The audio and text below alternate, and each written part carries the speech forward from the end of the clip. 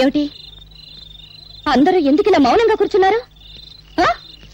మాట్లాడండి, మిమ్మల్ని మాట్లాడండి. నాయకులు పుట్టించిన మతాల మారణ హోమంలో మిగిలిన బూడిద కుప్పలు మాట్లాడలేవు. బ్రతికున్న నేరానికి కనీసం మీరన్నా మాట్లాడండి. చచ్చిన వాళ్ల కోసం బ్రతికున్నంత కాలం ఇలాగే ఏడుస్తూ కూర్చుంటారా? కన్నీళ్లను నిప్పురవ్వలు చేసి అన్యాయాలను ఎదుర్కొంటారా? చెప్పండి. మందిరంలో భజన చేసి మసీదులో ప్రార్థన చేస్తే ఏం ప్రయోజనం లేదు. ఈ రాజకీయ గుండాల కాళ్లు చేతులు తలలు నరికి మసీదులకు దేవాలయాలకు తోరణాలు కట్టాలి.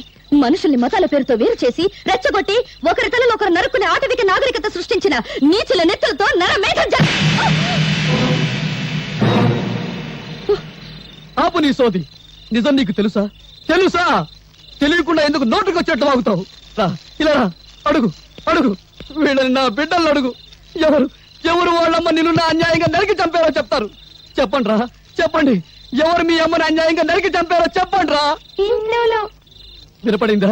వినపడిందా? హిందువులు హిందువులు చంపారు.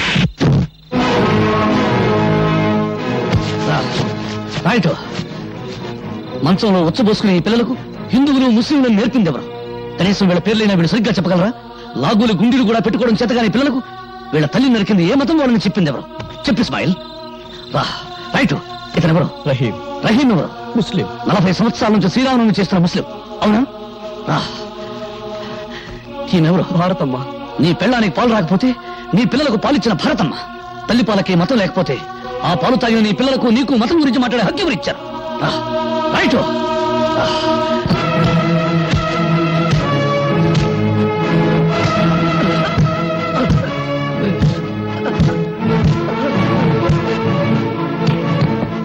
హిందువుల నెత్తురు ముస్లిం నెత్తురు ఏదో చెప్పు.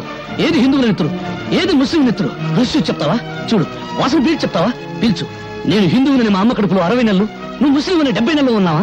ఆకలిలో తేడా లేదు, అనుభవించే దరిద్రంలో తేడా లేదు, పెళ్ళాం దగ్గర సుఖం అనుభవించడంలో తేడా లేదు. కబీరేమో హిందువా? కాదు. రాంభజన్ ఎందుకు చేశాడు? అల్లా బలాకరీగా అల్లా మాలిక్ అన్న సాయిబాబా హిందువా ముస్లిమా అనే ఆలోచన లేకుండా ప్రతి ఒక్కరూ ఎందుకు పూజ చేస్తున్నారు? వెంకటేశ్వర రెండో భార్య బీబీ నాంచారమ్మ ముస్లిం అని మీరే అంటున్నారు. ఓ హిందూ ముస్లిం స్త్రీని పెళ్లాడితే మతం మారిందని మరి పిల్లలే పుట్టరా? నిన్నటి వరకు ఒకరి పండుగల్లో మరొకరు పాలు పంచుకుని ఆనందంగా సుఖంగా ఉండేవాళ్ళం. ఒకరి కష్ట సుఖాలు ఒకరు పంచుకునేవాళ్ళం. దేవుడు తినడానికి తిండి, తాగడానికి నీళ్లు, పెంచడానికి గాలి ఇచ్చాడు కానీ తన్నుకు చావమని మతాలకు సృష్టించాడా? ఈ ప్రపంచంలో ఉన్న 2 మతాలు. ఒకటి బ్రతుకున్న వాళ్ళ మతం, 2 చచ్చిన వాళ్ళ మతం. ఏ మతం చెప్పింది మరో మతాన్ని చంపమని? ఏ మత ప్రవక్త చెప్పాడు మరో మతాన్ని నాశనం చేయమని? అదే నిజమైతే మందిరాలు మసీదులు ప్రార్థన చేసే స్థలాలు కావు, దేవుడిని పూడ్చిపెట్టిన స్థలాలు. భయ్యా, నన్ను క్షమించు భయ్యా.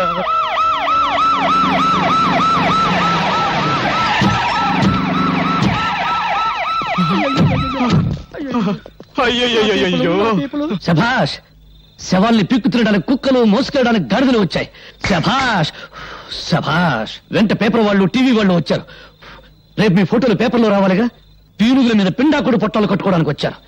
అధికారం కోసం పక్కలేసే బ్రోకర్లు, పదవి కోసం తల్లిని చెల్లిని పెళ్ళాన్ని తరచే డాఫర్లు.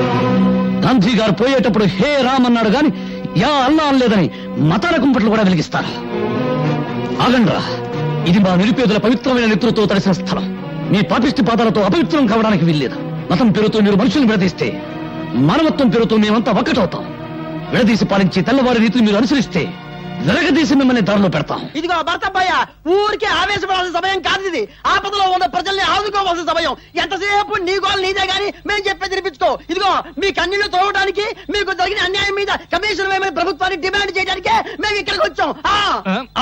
మీకు జరిగిన అన్యాయానికి యావత్ భారతదేశం సిగ్గుతో తలవంచుకోవాల్సిన ఇసాధకర సమయం ఇది.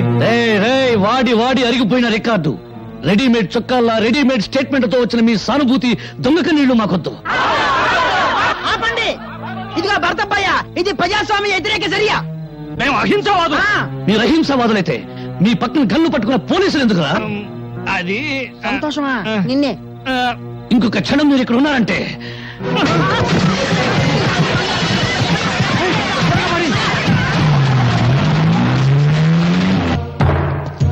గొంతు నరం తెంచుతా. నోరు మూసుకో. కోపంలో కూడా ఎంత అందంగా ఉన్నావు బావా.